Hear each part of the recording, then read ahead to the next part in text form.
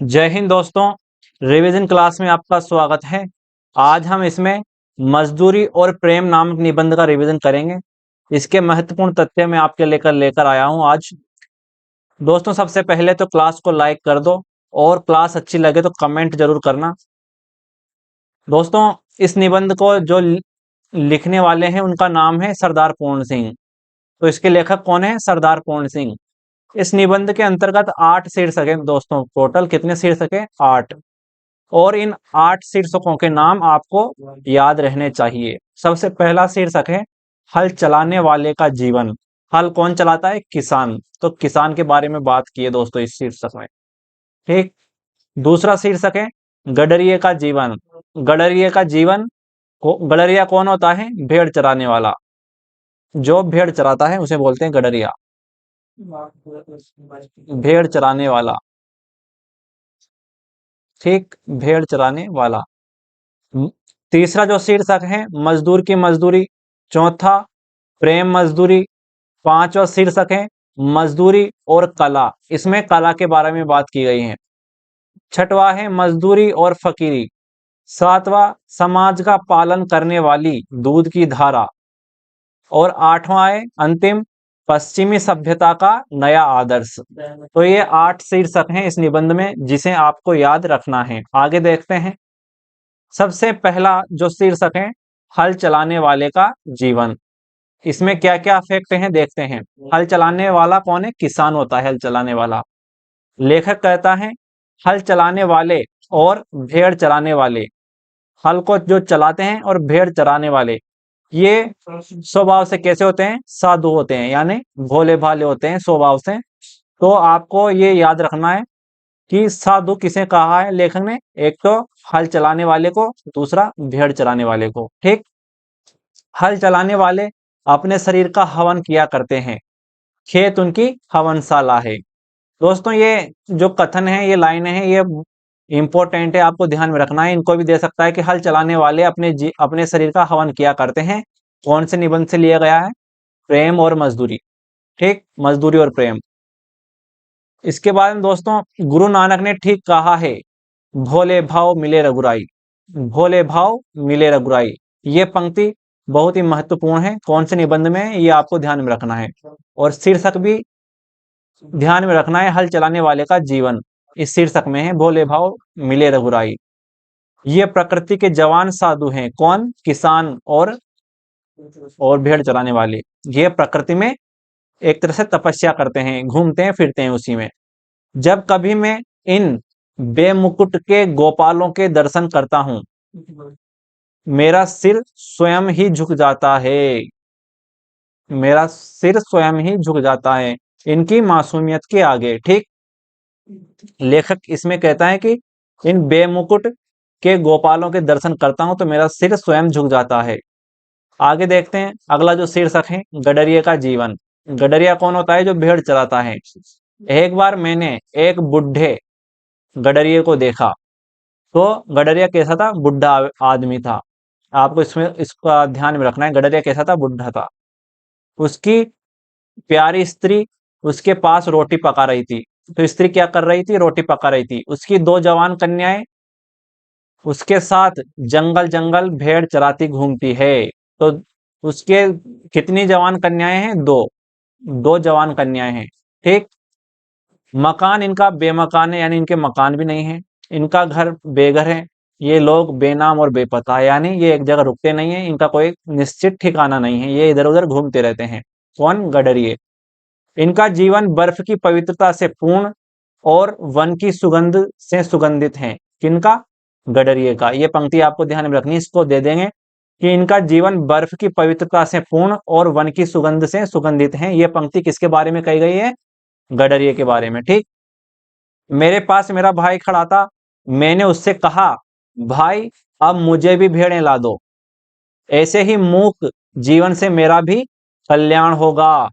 विद्या को भूल जाऊं तो अच्छा है, मेरी पुस्तकें खो जाए तो उत्तम है। यानी जो मैंने पढ़ाई की है, जो मैंने ज्ञान अर्जित किया है, उसमें वो आनंद नहीं है जो जितना आनंद जंगल में रहकर भेड़ को चराने में है। ठीक। किसी के घर, ये 2 पंक्तियां दे रखी इसमें। किसी के घर कर में न घर कर बैठना इस दारे फानी में, ठिकाना बेठिकाना और मकान वर ला मकान रखना। ये पंक्तियां आपको ध्यान में रखनी है। इस निबंध में जो भी पंक्तियां हैं आपको ध्यान में रखनी है। आगे और भी पंक्तियां हैं इसमें।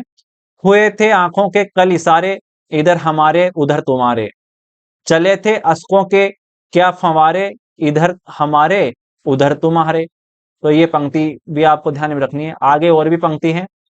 जो खुदा को देखना हो तो मैं देखता हूं तुमको, मैं देखता हूं तुमको जो खुदा को देखना हो। ये पंक्तियां बिल्कुल आपको ध्यान में रखनी है। अगला जो शीर्षक है मजदूर की मजदूरी, इसमें देखते हैं। आपने 4 आने, कितने आने? 4 आने पैसे मजदूर के हाथ में रखकर कहा, यह लो दिन भर की मजदूरी। वाह क्या दिल लगी है। यानी जो मजदूर आपके लिए खून पसीना बहाता है, उसको आप ये कहकर ऋण से अदा नहीं हो सकते, उसके ऋण से, कि भाई तूने जो काम किया उसके लिए पैसे ले और आज से मैं ऋण हो गया। नहीं दोस्तों, उसने जो आपके लिए किया है उसका ऋण तभी चुक सकता है जब उसके प्रति आप स्नेह रखो, उसकी इज्जत करो, उससे प्यार से बोलो, तब जाके उसका ऋण अदा होगा। वरना पैसों से किसी मजदूर का ऋण अदा नहीं होता। ठीक। मजदूरी का ऋण तो परस्पर प्रेम की सेवा से चुकता है। ये लाइन बहुत ही इंपॉर्टेंट है। मजदूरी का ऋण तो परस्पर प्रेम की सेवा से ही चुकता है। ये आपको ध्यान में रखनी है, कौन से निबंध की है और कौन से शीर्षक की है। मजदूर की मजदूरी से। ठीक। तो प्रेम सेवा से चुकता है मजदूरी का ऋण, अन्न धन से नहीं। एक जिल्दसाज ने मेरी पुस्तक जिल्द बांधी थी। यानी आगे जो फैक्ट है उसमें कहता है लेखक कि एक बार एक जिल्दसाज ने मेरी पुस्तक बांधी थी। पुस्तक देखते ही मुझे जिल्दसाज याद आ जाता है। जिल्दसाज याद आ जाता है पुस्तक को जब भी देखता है। वह मेरा आमरण मित्र हो गया। यानी लेखक ने उसे पैसे देकर भूला नहीं, बल्कि उसको याद रखा कि इसने मेरी पुस्तक की जिल्द बांधी थी, इसलिए वह उसका मैं हमेशा आभारी रहूंगा। इस तरह जो अपने लिए काम करता है उसके हम आभारी हो जाते हैं। ठीक। आगे जो फैक्ट है देखते हैं। एक और किस्सा बताया उन्होंने। गाड़े की एक कमीज को एक अनाथ विधवा सारी रात बैठकर सीती है। कौन सीती है? अनाथ विधवा। आगे जो अगला शीर्षक है प्रेम मजदूरी। प्रेम मजदूरी, इसमें फैक्ट देखते हैं। मुझे तो मनुष्य के हाथ से बने हुए कामों में उनकी प्रेममय पवित्र आत्मा की सुगंध आती है। किसे? लेखक को। परंतु यंत्रों की सहायता से बने हुए फोटो निर्जीव से प्रतीत होते हैं। अब दोस्तों, प्रेम मजदूरी नामक जो शीर्षक है इसमें लेखक ने कहा है कि जो व्यक्ति काम करता है उसके हाथ उस जो निर्मित वस्तु होती है वह मशीन से निर्मित वस्तु से भी अधिक सुंदर होती है। ठीक, लेखक कहता है। आगे देखते हैं फैक्ट। जिस चीज में मनुष्य के हाथ लगते हैं वह सुंदर होती है। ये लाइन भी बहुत इंपॉर्टेंट है दोस्तों, कि जिस चीज में मनुष्य के हाथ लगते हैं वह सुंदर होती है, वह सुंदर होती है। अपनी प्रेयसी के हाथ से बने भोजन का गुणगान किया है। इसमें लेखक ने क्या किया है? अपनी प्रेयसी के हाथों से बने भोजन का गुणगान किया है। लेखक इसमें अपनी प्रियतमा का दिल खोलकर बखान करता है, गुणगान करता है। इसमें प्रेम मजदूरी में। आगे देखते हैं। अगला जो शीर्षक है दोस्तों वो है मजदूरी और कला। इसमें देखते हैं। इसमें फैक्ट। आदमियों की तिजारत करना मूर्खों का काम है। सोने और लोहे के बदले मनुष्य को बेचना मना है। सभी देशों के इतिहासों से सिद्ध है कि निकम्मे पादरियों, मौलवियों, पंडितों और साधुओं का दान के अन्न पर पला हुआ ईश्वर चिंतन अंत में पाप, आलस्य, भ्रष्टाचार में परिवर्तित हो जाता है। जिन देशों में हाथ और मुंह पर मजदूरी की धूल नहीं पड़ने पाती वे धर्म और कला कौशल में कभी उन्नति नहीं कर सकते। यानी जिनको सीधा काम बना बनाया मिल जाता है वे लोग कला को नहीं सीख पाते। ठीक। लकड़ी लकड़ी ईंट और पत्थर को मूर्तिमान करने वाले लुहार, बढ़ई, मेमार तथा किसान आदि वैसे ही पुरुष हैं जैसे कवि और महात्मा और योगी होते हैं। यानी लकड़ी, ईंट, पत्थर, मूर्तियां बनाने वाले लोग भी कवि की कविता बनाने वाले कवि की तरह ही होते हैं, कलाकार होते हैं। ठीक। आजकल की कविता में नयापन नहीं है। यह नया साहित्य मजदूरों के हृदय से निकलेगा। तो ये पंक्ति तो आपको ध्यान में रखनी है, ये बहुत इंपॉर्टेंट है। नया साहित्य कहाँ से निकलने की बात की है लेखक ने? कहाँ से निकलने की बात की है? मजदूरों के हृदय से निकलेगा नया साहित्य। ठीक, आगे देखते हैं अगला शीर्षक, मजदूरी और फकीरी। मजदूरी और फकीरी, इसमें देखते हैं दोस्तों, मजदूरी और फकीरी का महत्व थोड़ा नहीं, मजदूरी और फकीरी मनुष्य के विकास के लिए परम आवश्यक है। बिना मजदूरी किए फकीरी का उच्च भाव शिथिल हो जाता है, फकीरी भी अपने आसन से गिर जाती है, बुद्धि बासी पड़ जाती है और बासी चीजें अच्छी नहीं होती, बासी चीजें अच्छी नहीं होती। प्रभात समय जागना बुद्धि और मन को तरोताजा करना है, यानी सुबह सुबह जो जल्दी जगते हैं उनकी बुद्धि और मन हमेशा पवित्र रहता है। ठीक, और बिस्तर पर पड़े रहना उन्हें बासी कर देना है, और जो देर से उठते हैं वह उनका मन बेचैन रहता है। ठीक, निकम में बैठे हुए चिंतन करते रहना अथवा बिना काम किए शुद्ध विचार का दावा करना मानो सोते सोते खर्राटे मारना है, यानी जो केवल सोता रहता है, करता रहता है, उसके विचार देखना दोस्तों कभी भी अच्छे नहीं होते, और जो व्यक्ति काम करता है, मेहनत करता है, उस व्यक्ति के विचार हमेशा अच्छे रहते हैं। आनंद और प्रेम की राजधानी का सिंहासन सदा से प्रेम और मजदूरी के ही कंधों पर रहता आया है, यानी जो मजदूरी करता है वह हमेशा खुश रहता है और जो आलस करता है वो हमेशा दुखी रहता है। मजदूरी करना जीवन यात्रा का आध्यात्मिक नियम है, ये पंक्ति आपको ध्यान में रखनी है, ये पंक्ति आपको ध्यान में रखनी है। मजदूरी करना जीवन यात्रा का आध्यात्मिक नियम है। ठीक, आगे देखते हैं दोस्तों, इसमें मजदूर को सराहना के लिए कुछ इतिहास से फैक्ट उठाए हैं, इस निबंध में फैक्ट दिए गए हैं। जॉन ऑफ आर्क, ठीक, की फकीरी और भेड़ें चराना, यानी ये व्यक्ति भेड़ चराता था। टॉल्स्टॉय का त्याग और जूते गांठना, यानी जूते सिलता था। कौन? टॉल्स्टॉय। उमर खयामों का प्रसन्नता पूर्वक तंबू सीते फिरना, तो उमर खयाम क्या करता था? तंबू सीलता था। खलीफा उमर का अपने रंग महलों में चटाई आदि बुनना, तो दोस्तों यहाँ आपसे पूछ सकता, पेपर इस तरह बन सकता है, इधर दे देगा नाम और इधर दे देगा काम, तो इनको आपको मिलाना है। तो जेन ओ आर्क क्या करता है? भेड़ चराता है। टॉल्स्टॉय क्या करता है? जूते सिलता है। उमर खयाम क्या करता है? तंबू सिलता है। और खलीफा उमर क्या करता है? चटाई बनाता है। ठीक, तो ये आपको ध्यान में रखना है, ये मोस्ट है पूरा ही। आगे देखते हैं, ब्रह्म ज्ञानी कबीर और रैदास का शूद्र होना, यानी कबीर का और रैदास का इसमें वर्णन किया गया है। गुरु नानक और भगवान श्री कृष्ण का कूक पशुओं को लाठी लेकर हाँकना सच्ची फकीरी का अनमोल भूषण है। ये पंक्तियां दोस्तों मोस्ट है। गुरु नानक और भगवान श्री कृष्ण का कूक पशुओं को लाठी लेकर हाँकना सच्ची फकीरी का अनमोल भूषण है। ठीक, आगे देखते हैं, समाज का पालन करने वाली दूध की धारा, इस शीर्षक में देखते हैं फैक्ट। एक दिन गुरु नानक, कौन? गुरु नानक का वर्णन है इसमें। यात्रा करते करते लालो नाम के एक बड़ई, तो लालो कौन था? बड़ई। बड़ई के घर पे ठहरते हैं। उस गांव का भागो नामक, कौन? भागो नामक रईस, रईस मालदार था। उस दिन भागो के घर ब्रह्म भोज था। किसके घर? भागो के घर, जो अमीर व्यक्ति था। तो अमीर कौन है? भागो। और लालो कौन है? बड़ई। बड़ई कौन है? लालो। प्रश्न यहाँ पर ऐसे बन सकता है, गुरु नानक ने किसके यहाँ भोजन करने की ठानी थी? किसके यहाँ ठानी थी? लालो के यहाँ, गरीब व्यक्ति के यहाँ, बड़ई के यहाँ। प्रश्न इस प्रकार भी बन सकता था, जिसके यहाँ गुरु नानक ठहरे थे उसकी जाति क्या थी? तो बड़ई थी, बड़ई। ठीक, प्रश्न इस प्रकार भी बन सकता है कि गुरु नानक कहाँ ठहरे थे? तो लालो के घर ठहरे थे।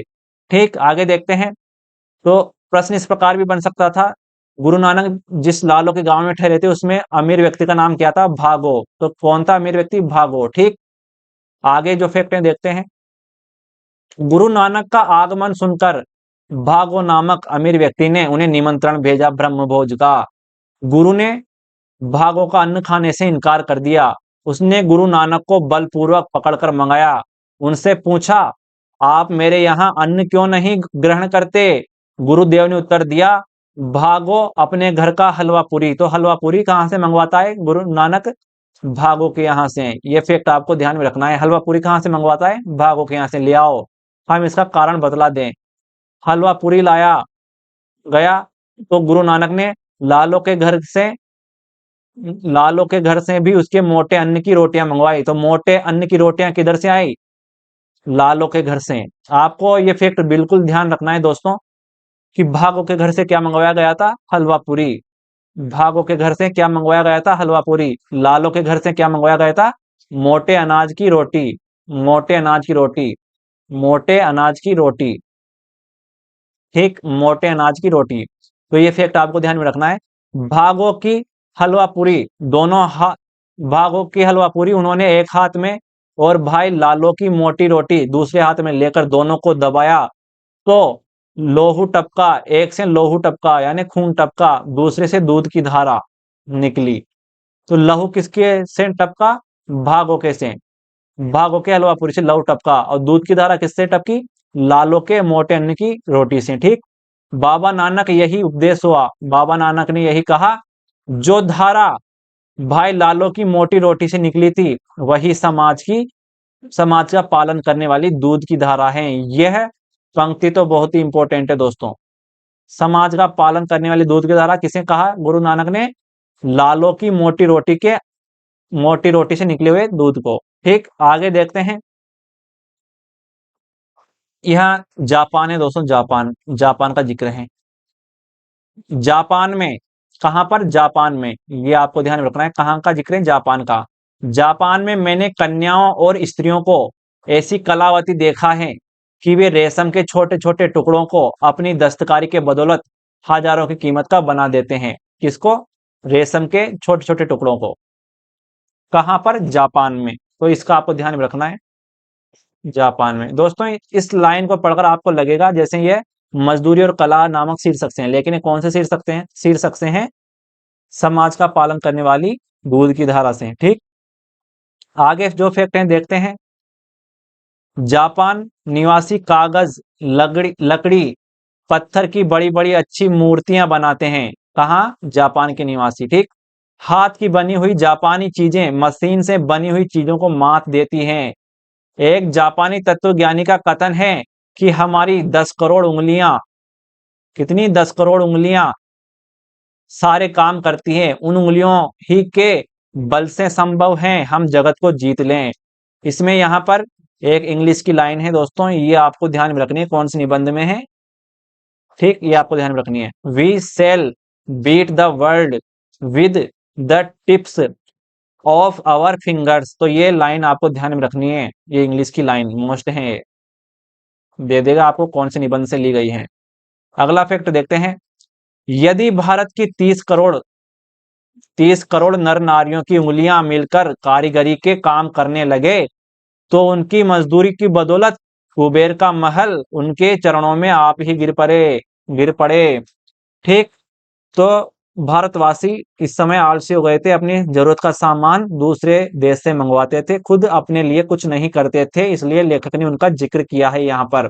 और उस समय भारत की जनसंख्या कितनी थी? 30 करोड़, जब यह निबंध लिखा गया था, 30 करोड़। ठीक, आगे देखते हैं। हमारे यहाँ के मजदूर चित्रकार तथा लकड़ी और पत्थर का काम करने वाले भूखों मरते हैं, तब हमारे मंदिरों की मूर्तियां कैसे सुंदर हो सकती हैं? तो ये पंक्ति आपको ध्यान रखनी है।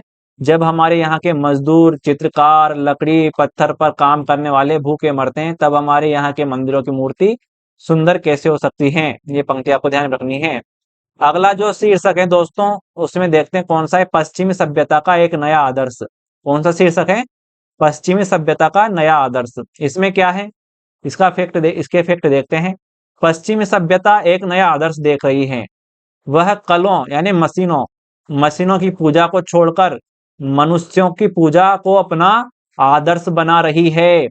इस आदर्श को लाने वाले देवता रस्किन और टॉल्स्टॉय हैं। यानी फिर से मनुष्य को पूजने वाले देवता, मतलब इसका जिक्र करने वाले कौन है? रस्किन और टॉल्स्टॉय। तो इसका आपको ध्यान में रखना है, किसने जिक्र किया है इसका? रस्किन और टॉल्स्टॉय ने। आगे देखते हैं दोस्तों। मशीनें बनाई तो गई थी मनुष्यों का पेट भरने के लिए, मजदूरों को सुख देने के लिए, परंतु वे काली काली मशीनें ही काली बनकर यहाँ पर काली यानी काली देवी, और यहाँ पर काली से मतलब वे उनका रंग, ठीक।